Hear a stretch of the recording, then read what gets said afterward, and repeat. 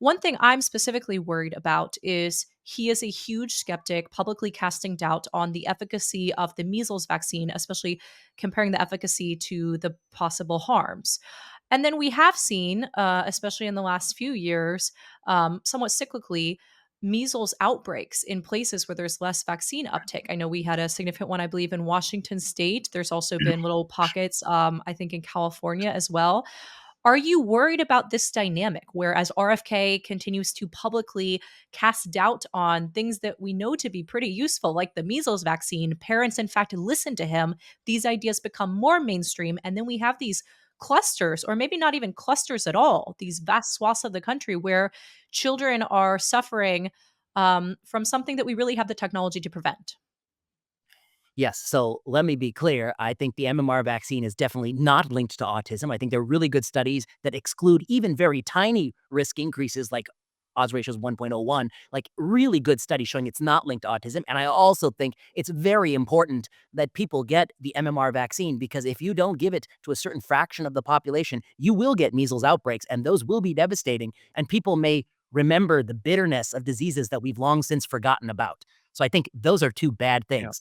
Now, Before you go on, Vinay, let me just bring up one of the landmark studies on that question was out of Denmark because it was a huge study. I'm not sure if how familiar you are with that one, but it Anders, had yeah, six, my favorite. over 650,000 over 650,000 children born in Denmark from 1999 through December 2010, and there was follow-ups from 1 year of age to 2013. So be like 14 years, 13, 14 years of age.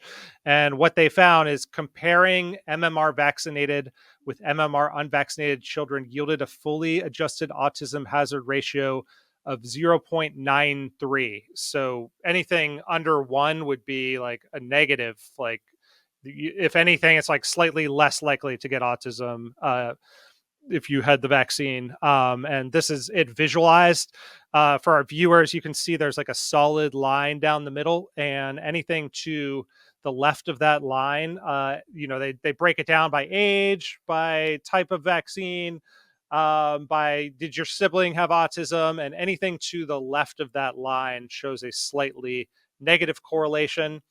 There's one there that says siblings with autism actually did have a elevated risk of autism after the vaccine. I don't know what explains that, or if there's that's kind of a statistical No, anomaly or not. Sorry, go ahead. I think it's noise, but yeah, go on. It's noise. Okay. So that's just one example of a fairly large study casting pretty significant doubt on the vaccine autism link, which, as we showed earlier from with these RFK quotes, RFK has done a lot to sow distrust about. But continue making your point, Vinay. So, I mean, I know that study by Anders, and I would say also, I'm no fan of Anders's broader work. I think on COVID-19, he got a lot of things wrong, but that's a decent study. Mm-hmm. And the most important takeaway to me is the upper bound of the confidence interval is 1.02, meaning it excludes any sort of real increased risk completely. That study does.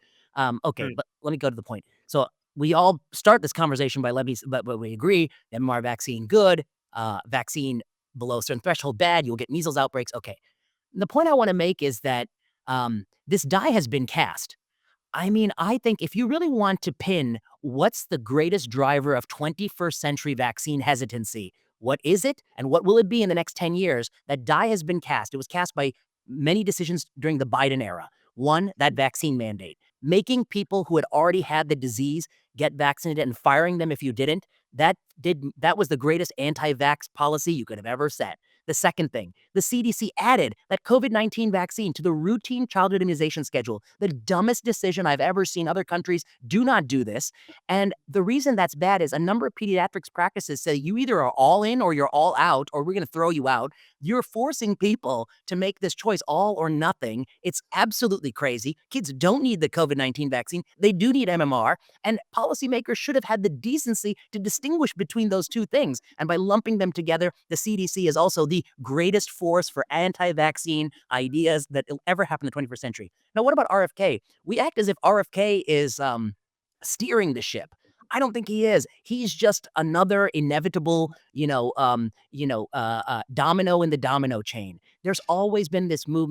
Autism is, I think, on the rise. There's never been a satisfactory explanation. It would be natural for people to try to explain it by the things they did to the kid that leave a memory. And a kid getting a shot leaves a memory, and then you notice the kid was not acting the way the kid acted before. So I think it's human nature that some people would wrongly make that link in their mind.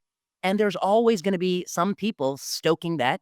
And there's always going to be the establishment trying to provide a clear and evidence based answer to that question.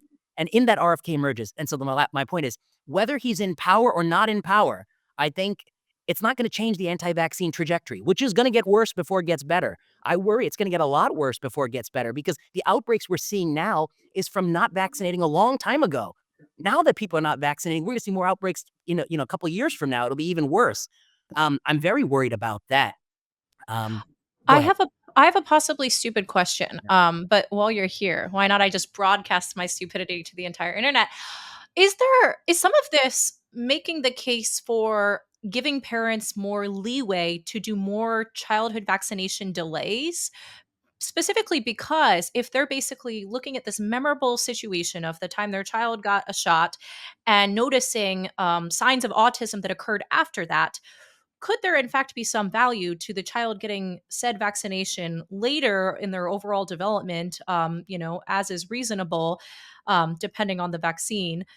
And that way the parent can, if those signs of autism have actually been developing, they might have noticed them prior to the actual immunization, and thus the vaccine won't be seen as this culprit, right? Like instead of attempting to convince parents out of it, allowing them more leeway as to when they schedule the immunization in order to um, possibly make clear to them that there isn't exactly this causal effect the way that they might think. Like, is there any downside to doing something like that within reason with some of these vaccines? Or is MMR just one where it wouldn't really work?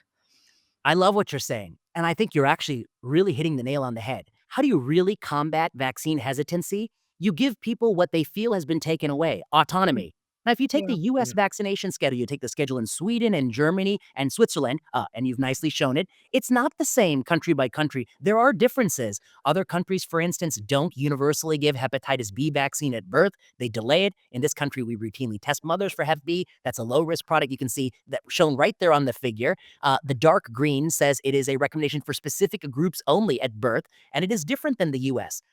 I guess I would say if as a scientist, if I were advising RFK Jr., I would say there's a simple study we can do in the US that will answer many of these questions. We can do a cluster randomized study where we go US schedule in some areas, other areas get randomized to a different schedule, like something from, say, Switzerland or Sweden, and other areas give patients the choice among a couple schedules. I bet the moment you give a little bit of choice, you may even increase vaccination uptake because people say, I like what they're doing in the UK, I'm going to take that. And we have to be very careful. Some of these vaccines are really, really well established and everyone agrees are good. Some I think are debatable. And I hate when I hear doctors say vaccines are safe and effective, vaccines save lives. Well, drugs are safe and effective, the right drug for the right person at the right time. But no one says all drugs are always safe and effective. And the COVID Mm. 19 vaccine in young men was net harmful. Okay. So you can make mistakes too. And then the last thing I'd say the two biggest safety signals with COVID 19 vaccines were the heart inflammation and that clotting disorder. And neither of those safety signals were first discovered in the United States. The heart issue came from Israel, the clotting disorder came from the European nations. Why is our safety system so crappy that when our CDC director was asked at the end of April, have you seen myocarditis? He says, we've looked at 100 million doses and we have not seen a signal. Our safety detection system is broken. He should come in and fix that. Make a system that scientists will agree. If it finds a signal, it's a real signal. With COVID 19 vaccines, I think many scientists are worried there may be other signals that are not well attributed. For instance, tinnitus or ringing in the ears. I think there's some papers that say it's linked, some papers say it's not linked. Why can't we have a system where we definitively answer these questions? That's how I would take RFK's idea and turn it into sort of a more science idea. But to your point, you're not going to win. I think this anti-vaccine or vaccine hesitancy, I will call it. I think we are not going to win people over by demonizing RFK, by calling him a quack, by delegitimizing them, by making stronger sticks and making stronger rules. You're only going to win people over by showing you actually do care about vaccine safety, by actually doing some studies and by actually giving people more autonomy, the thing they feel that's been taken away. And I think also by studying autism, the thing they feel is understudied. I think on a To very stick that, fundamental level, it's very obvious that parents don't want to harm their children, right? And there's something very frustrating about the hectoring from the government and the mainstream media, acting as if parents don't have their child's best interests at heart and in mind. And I wonder how much our discourse would be fixed if everyone kind of started from that proposition and then we move forward from there. And I think that something that's very appealing about what RFK Jr. is selling is that he's attempting to basically supply answers that parents have been searching for. I think you're totally right that like the more we can actually provide satisfactory answers to these parents who are searching, the more sense it'll all make. But acting as if they don't love their children or don't want to make the best decisions for their children, I mean, that's a recipe for disaster. Go ahead, Zach. I didn't mean to cut you well, off. yeah, I was just going to say, I mean, the stick that is usually used to get children vaccinated is requiring it up to enter a public school, right? And that you have to get your immunizations to be allowed in, and that seems like something that RFK is interested in shaking up. Where do you draw the line there? Because we all, as Liz and I, as libertarians, want autonomy for parents and children, but I recognize that when it comes to an infectious disease, that there are externalities if you're not vaccinated. So where do you draw the line in terms of coercion? Okay, so it's a very good question. And I guess I'm not a pure libertarian, meaning that I do think sometimes coercion can be applied, or perhaps libertarians do as well, if the net benefit to third parties is so great it overweighs the individual right to autonomy. I think some purists would say even then no. But I'll come to this. I would approach this question. Yeah, I'll talk. That's a great time. I would approach this question from a pure empirical standpoint. In other words, one is what percent of kids vaccination that change, like actually, let me articulate it this way. The mandate in public schools, how much juice are we getting from that particular policy? Particularly in a world where more and more kids are getting homeschooled, where there may be voucher Mm, style programs, where that. So first I want to really quantify how much juice we're getting from that policy before I come in and say absolutely don't touch it or touch it. We should be very yeah. clear, what is the downside of him playing with that? The next thing I'd say is if you were to play with it, the first thing to play with is to say you only are mandated for the things that are universally recognized across 12 nations or 15 nations rather than the US schedule or bust. Give people some flexibility. Let them, change it a little bit. Let them go to, what Sweden Mhm. does, for instance. I think that's the next thing I would suggest to him. Um, So that would preserve things like MMR and polio, polio. yes. Yeah, right. Okay. Things I don't Gotcha. want to see again. Yeah, things we don't want to see. And then Yeah. the last thing I'd say is you talked about the hectoring. I actually think in some ways people say, I think there are a lot of well-intentioned doctors and public health figures who are making this problem worse.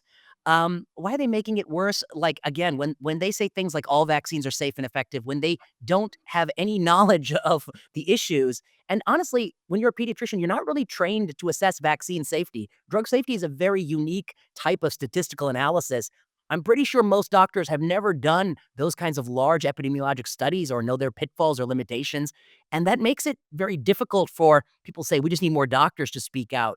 I think if you're not very well versed in the topic, you should not speak out. You should be quiet and let people who are speak out because you'll dig your hole even deeper. You'll give fuel for people who disagree with you by making specious arguments. I think in Yeah. general, we need fewer people speaking out these days, right? It's a little bit of the same as like the movement a few years back of like, oh, well, bring your whole self to work. And it's like, please do not do that. In fact, we've had a Quiet whole down. generation of people Yeah. doing that. Like, Leave it bring home. less to work. Yes, Speak out we're in favor of the quiet down movement. less. So I want to ask you, one more vaccine policy question I want to ask you about, because this is a big one. RFK has talked about undoing the vaccine liability shields, which they gained in the 1980s. I started going down a rabbit hole on this a little bit because I think understanding the history of how we got there is really important to understand whether we should continue with it or not. And I've been listening a lot to Tyler Cowen and Alex Tabarrok's podcast, which is all about what they call the great forgetting, where we kind of forget the lessons of history and maybe are just like repeating them over and over again. I want to make sure we're not doing that here. What happened here is that there was a shortage of the whooping cough vaccine in the 1980s. Two out of three this is from a New York Times article from the time. It says two of the three American manufacturers of the product decided to halt or restrict its sales. Both cited costs associated with lawsuits brought by parents whose children had been harmed by the vaccine. And if one of the manufacturers said that if current use patterns continue beginning in January 1985, supplies of DDT vaccines will be very limited and some areas may be without DDT vaccines. Now, a little bit further context I just want to put on this before I put the question to you is that just because people were suing and winning against these manufacturers did not necessarily mean that the vaccines were causing all of these problems. This goes back to the lawyer versus physician distinction that you talked about in the beginning, where it's perhaps easier to convince a jury of something that is not exactly true. There was a writer who wrote a whole book about this when this was all happening called Galileo's Revenge, named Peter Huber. And he wrote that about this whooping cough issue, there was a 1984 English study, serious and cautiously phrased in itself, that suggested that the vaccine's use might be causing 25 cases a year of serious brain damage. And American lawyers responded with an avalanche of litigation, blaming the vaccine for brain damage, unexplained coma, epilepsy. More solid scientific evidence slowly accumulated. Then in March 1990, a report of a huge study of 230,000 children and 713,000 immunizations concluded the vaccine had caused no serious neurological complications of any kind and no deaths. But the sort of economic damage had already been done. The response was, well, we need vaccines so whooping cough doesn't come back. So we're going to shield the manufacturers, and then the government will pay out these claims through the VAERS system. RFK wants to rethink that. What say you? Well, I'm actually a little bit sympathetic to this idea, and let me give you my reasoning. I mean, I think the 1986 law that shields them from litigation occurred in a Mm-hmm. world where making vaccines was not a very lucrative business. I mean, you didn't make a lot of money making vaccines, and if you didn't have that kind of shielding, you could very easily go bankrupt. Now, fast forward, Pfizer made $100 billion off COVID-19 vaccines. The new Right. maternal RSV vaccine is over $300 a dose. So now vaccine business is really good. And so that's one difference. The next difference is people Wait, but say hold like, on, hold on, I just wanna ask a question. The maternal RSV vaccine, seemingly this confers protection to, like, a newborn baby, right? correct. Yes. Well, so doesn't it make sense that they should, like, profit like madmen because that's, like, a huge issue? Like, I don't know, I mean, I had my kid 2 years ago, but, like, this is a huge thing in mom circles where it's like RSV for extremely young children is horrible, and so the fact that now we have the technology to sort of begin to prevent against that, like, Yeah. I don't know, That maybe was they the should only make time big, my right? child ever went to the hospital, went to the ER, by the way, when he got RSV. Much more serious than COVID for children, I mean, which that just was like strikes me like that That's strikes true. me like a good Well, deal at no, no. twice the price. What do you make of that? I guess one is I'm not opposed to manufacturers that make good products making a windfall of money, but the question is Mhm. the litigation. So the Yeah. drugs make windfalls of money if they're really good, but you're allowed to litigate a drug maker. Vaccines Yeah. make windfalls of money, you're not allowed to litigate them. So that's one Mhm. distinction. But two, the Okay. RSV, maternal RSV vaccine, very interestingly, the endpoint of the study being hospitalized with a lower respiratory tract RSV infection is decreased. But the overall endpoint of being hospitalized with any respiratory virus is not decreased in that study. So Hmm. it is a bit of an interesting product. Meanwhile, there are other products, huh. like a monoclonal antibody given after birth, that do have the better endpoint, but put that aside. Ah, okay, Okay, that's really interesting. Hmm. yeah, put that aside. I guess the point is that um, we do allow people who make great products to make a lot of money. This is one space where not only we allow them to make a lot of money, we shield them from litigation. Whereas a drug maker makes a lot of money and they're not shielded. They could get litigated for Vioxx or for a product that has some untoward safety signal. Um, in my mind, if I were to advise him, I'd say rather than try to have a single policy removing the litigation shield for every product, including some of these cheaper, older products, start by saying any new product or any product that costs over $200 or any product that makes over, $500 million in revenue, they will be the first to lose the shield on that product. And then over time, we'll see what happens with that policy. I would pursue a gradated policy change. But I guess in my mind, in America, if you're making $100 billion, whether it's an injection or a pill, you should be open to litigation. I mean, you got the money to cover the litigation. Yeah. My biggest worry about it is that the drug companies are operating in such a regulated environment that without also sort of loosening up and allowing things to get to market, like it's so expensive to get everything to market. And that it's like, this is the same problem that the nuclear industry encountered, right? Is like, they're so they're under such a heavy burden of regulation that then the only way to make it economically viable is to offer this liability shield for things, and then that causes its own perverse outcomes. So I agree with you that it's definitely not an ideal system, and people should be held liable for their harms. I guess it raises like the larger concern that I want to like bring this conversation to a close with, which is like, one of my biggest worries is that with RFK leaning on the FDA from his perch and often, looking into the EU as his guide, is that we're going to see a slowdown in drug and medical innovation. I mean, this is what the picture looks like in terms of drugs coming out of the EU. That second bar is the EU. The first one is the United States. You see an upward trajectory for us and like total flat line for EU. Another way to look at it is just, this is all from a Politico report on this topic, is you see biopharma startups in the US upwards, China now dwarfing the EU kind of stagnant. Given that innovation is flatline there, like how do you rate the danger of RFK grinding us to a halt or maybe even sending us backwards along that dimension? It's such a great question. And there's sort of a broader philosophical thing you're talking about, which is, if you want more products, including more great products, the more money you let people make for those products and the easier it is to come on the market, the more of those things you're going to get. But then probably at some point, you might be flooded. You might make it so lucrative that you make millions of billions of dollars from even products that don't work, and you've over incentivized the space. So True. there's some curve here. Economists have they have theories what the curve looks like, but empirically we have no idea what the curve looks like. So I guess I don't know if we're on the sweet spot of the curve, if we're actually over incentivized products. Maybe that's why we have so many marginal cancer drugs. If we've under incentivized great products, maybe the problem with our system is we don't have a way to have more incentives for the great stuff and less incentives for the mediocre drugs. So it's a really sort of huge set of issues. I think the reality of what RFK faces is that his own party, there's two minds. RFK's mind, we've discussed. I think he's somebody who'll be incredibly critical of easy approvals. But you've got Ramaswamy. Ramaswamy is the exact opposite end of the spectrum. And so many people like him. Ramaswamy, of course, was a drug developer. And I think he would favor the FDA having much fewer restrictions and letting much more competitors on the market. We had, there's a guy, Ed O'Neill, who's floated as a name for FDA commissioner a few years ago. He thinks the FDA should only provide the safety label, phase 1 safety study labeled, no efficacy claim. So, there's a range of ideas in this space.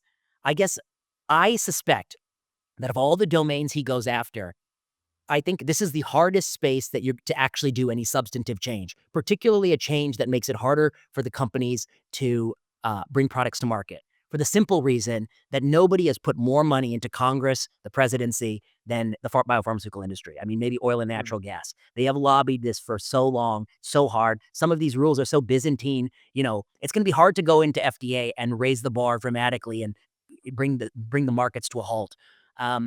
That's my general thought. But honestly, as an empirical question, I don't know where we are. In my field of oncology, I'm biased because I think there are a few great drugs. There's just a flood of useless drugs, and we have over-incentivized the space. But in other fields like infectious disease, neurologic disease, we may have under-incentivized it. We're not getting great drugs for a lot of these rare childhood diseases and neurologic disorders. So perhaps it needs to be field by field dependent. Hey, that was a clip from Just Asking Questions. You can watch another one here or the full episode here. And please subscribe to our brand new channel to get us started off right and be notified when new episodes or clips go up. Thanks for watching.